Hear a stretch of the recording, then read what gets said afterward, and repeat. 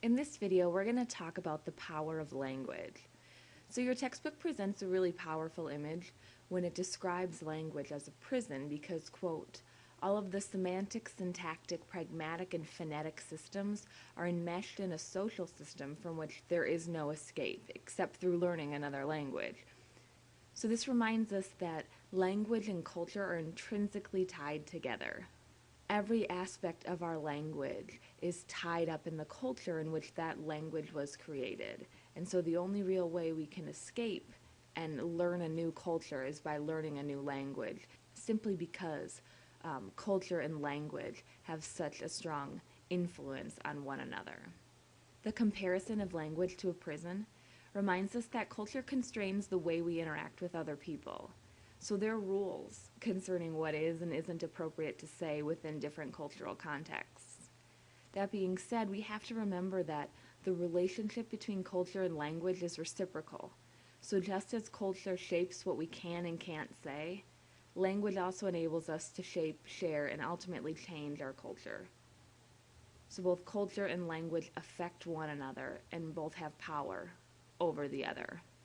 Language is a shared set of symbols or signs that a cooperative group of people, or a culture, has mutually agreed to use to help them create meaning.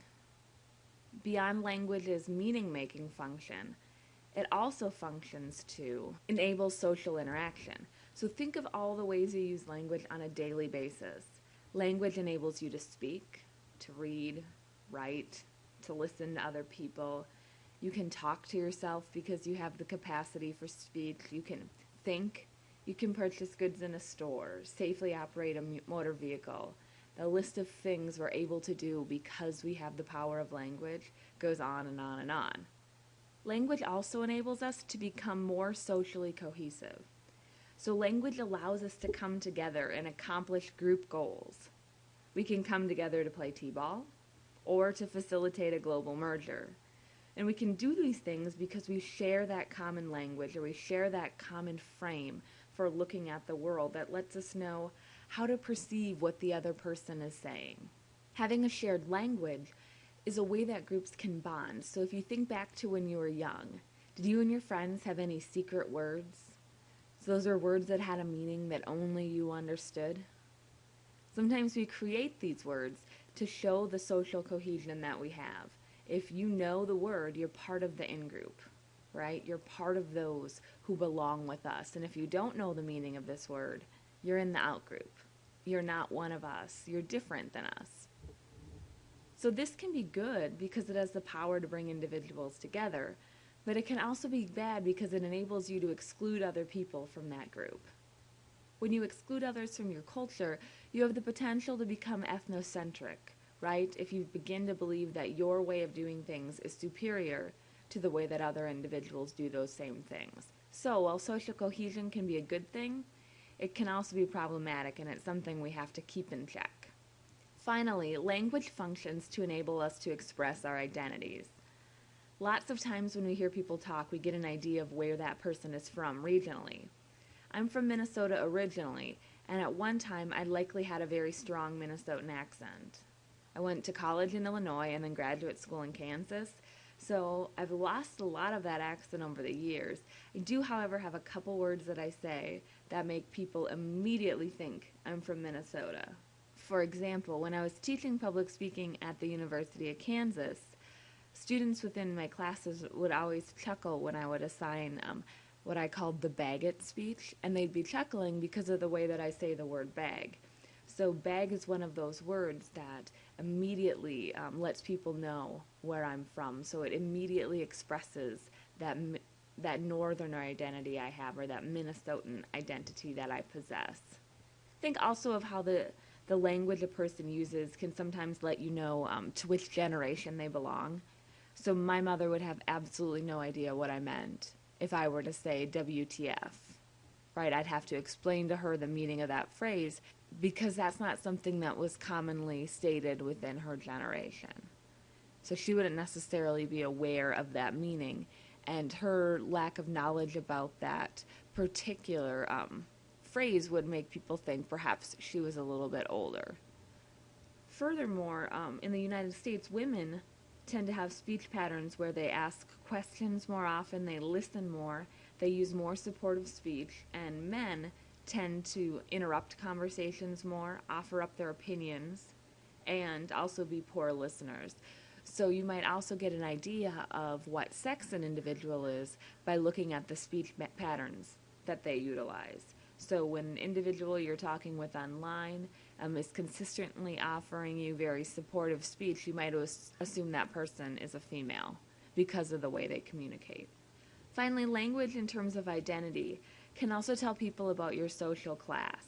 So people tend to be really, really good at guessing an individual's socioeconomic standing based on the words that they use and the ways in which they say words. So both the verbal components of their language and those nonverbal components of their language enable people to correctly classify them into social class. In the end, language is so powerful in part because it allows us to avow or to communicate our identity to other people. Likewise, through our use of language, and perhaps because of how we as individuals use that language, other people can ascribe identities to us. So we can see the power of language oftentimes in the meanings inherent to the terms that people ascribe to us. I once had a student tell me that he hated the terms pro-life and pro-choice. Now, he disliked those terms because he thought that stating that someone is pro-life implied that someone who didn't agree with that person's position on abortion was against life, or they were pro-death. The student told me that he wasn't sure whether or not abortion was morally right or wrong. He thought that a life was probably lost when a woman chose to have an abortion, but he also thought that for many people, the choice to abort a child might be in the best interest of all involved. Thus, he thought that abortion was the taking of a life, but he also thought that it shouldn't be illegal to safely obtain an abortion. He would technically be pro-choice, but he wasn't okay with the implication that being pro-choice was being pro-death. To him, the issue was so much more nuanced than the terms themselves communicated. So if he were to avow that pro-choice identity, people might ascribe a meaning to that identity that wasn't necessarily in line with the identity that he wanted to display. Another example of the power of language comes in the term marriage. So when my husband and I got married in the Catholic Church, during our marriage prep classes, it was made very clear that there were going to be two different marriages that would happen on our wedding day. A sacramental marriage would happen because we were choosing to join ourselves together in front of God, church, and family. And a civil marriage would occur when the deacon marrying us signs the official state paperwork indicating that we're now married in the state's eyes. The church recognizes that marriage has different meanings for both the church and the state. That being said, we still have a huge debate in this country over same-sex marriage rights. At the basis of a lot of arguments against same-sex marriage are biblical references that indicate a belief that homosexuality is a sin. So even though there's an acceptance that a state and a religious marriage are separate things, there's also this belief that people shouldn't be afforded the opportunity to marry because some religions consider homosexuality a sin. Whenever I think about this, I always wonder whether or not we'd have such an uproar if our civil and religious ceremonies didn't have the same name. So if we didn't call both of them a marriage, would we have the same rejection of same-sex marriage in our culture? Or if for all time a religious ceremony had been a marriage while a civil ceremony had been that civil union, would we be less concerned with individuals of the same sex having a civil union if our churches were enabled to still say those individuals weren't allowed to be married? So we likely can't fix this now by starting to call them separate things, because for so much time that civil ceremony has been called a marriage, and so through language processes, the meaning inherent in that term has been tied into what we're talking about when we say a marriage. So those two terms are intrinsically linked, and we can't really get past that. But I wonder if the debate would still be so contentious. Likely there would still be people who vehemently rejected the idea of same-sex marriage. but I still think this issue likely would have played out much differently, and there would have been a lot less fighting and a lot less anger if we'd always used two different terms to describe the two different types of marriage. In the end, we have to remember that language has tremendous power over what we say and how we communicate. So it has the potential to shape our perceptions because within our cultures, we talk about the things that we value, right? We share with one another information about the things that are important to us.